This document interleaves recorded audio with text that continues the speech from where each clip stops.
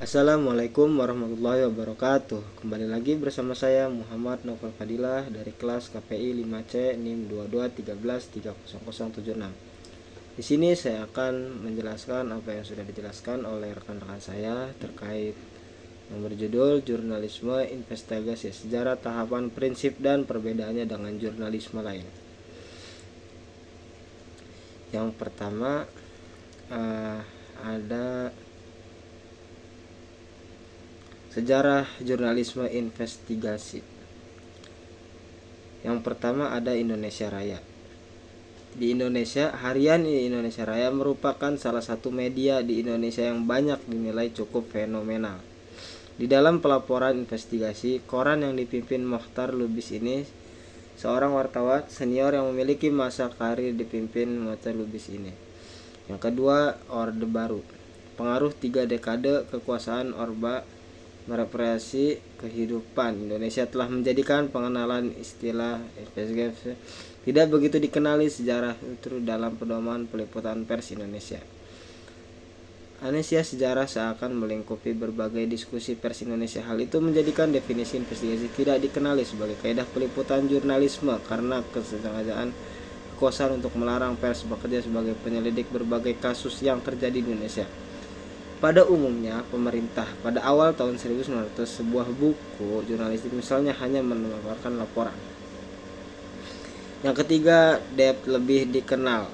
Berdasarkan asumsi pula diskusi pelaporan pers Indonesia pada fase Orba tampaknya menutupi diskusi mengenai jurnalisme investigasi, unsur crossing yang kerap diterjemahkan dengan visi jihad. Di dalam tubuh pers tidak dalam mengandung sikap jurnalistik. Selanjutnya tahapan-tahapan jurnalisme investigasi. Yang pertama ada logistik dan pencernaan. Sebuah investigasi yang terencana dengan baik dengan kerja lapangan yang dipertimbangkan dengan cermat akan memungkinkan Anda untuk mengumpulkan rekaman, kesaksian atau bukti lainnya yang diperlukan untuk mencapai tujuan Anda.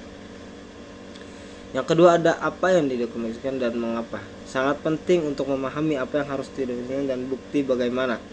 Yang ketiga, keselamatan pribadi dan penilai resiko. Yang keempat, etika dan akurasi. Prioritas pertama Anda adalah memastikan bahwa narasumber tidak akan dirugikan karena telah berinteraksi dengan Anda. Sebelum Anda memulai wawancara yang direkam, jelaskan kepada narasumber siapa Anda, apa tujuan Anda, dan untuk apa Anda menggunakan informasi yang mereka berikan kepada Anda. Yang kelima, teknik pengumpulan bukti. Jurnalisme bergantung pada penggunaan berbagai teknik pengumpulan bukti dalam kombinasi. Yang keenam, keamanan data. Para penyelidik harus selalu menjaga protokol keamanan data yang ketat. Yang ketujuh, publikasi. Dan yang terakhir, menghindari gugatan dan dampak. Laporan investigasi dapat menimbulkan perlawanan keras dari pihak yang harus dirugikan, meskipun ada langkah-langkah yang harus diambil oleh jurnalistik seperti pihak-pihak menjadi saran wajib.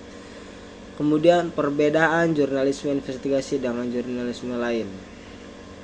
Jurnalisme investigasi memang berbeda dengan kegiatan jurnalisme pada umumnya. Kisah-kisahnya pun memiliki perbedaan dengan pola kisah berita jenis lain.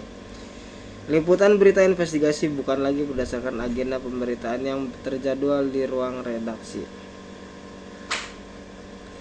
Kemudian kita membahas tentang prinsip-prinsip dasar jurnalisme.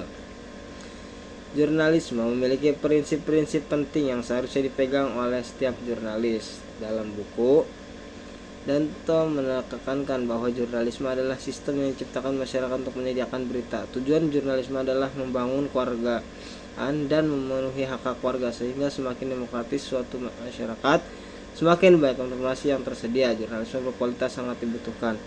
Semakin baik jurnalisme, semakin baik pula informasi yang diterima masyarakat yang berdampak pada keputusan yang diambil. Singkatnya, semakin baik jurnalisme, maka semakin baik pula kehidupannya masyarakatnya. Adapun 8 elemen jurnalisme yang perlu dipelajari, yaitu yang pertama, kewajiban utama jurnalisme adalah pada pencari kebenaran. Yang kedua, kepada warga. Yang ketiga, disiplin verifikasi. Yang keempat, jurnalisme harus meliput. Yang kelima, terhadap kekuasaan. Dan yang keenam, menarik dan relevan. Yang ketujuh, menyediakan komparatif. Dan yang terakhir, jurnalisme punya kewajiban terhadap nurani. Mungkin cukup sekian dari saya. Kurang lebih yang mohon dimaafkan. Wassalamualaikum warahmatullahi wabarakatuh.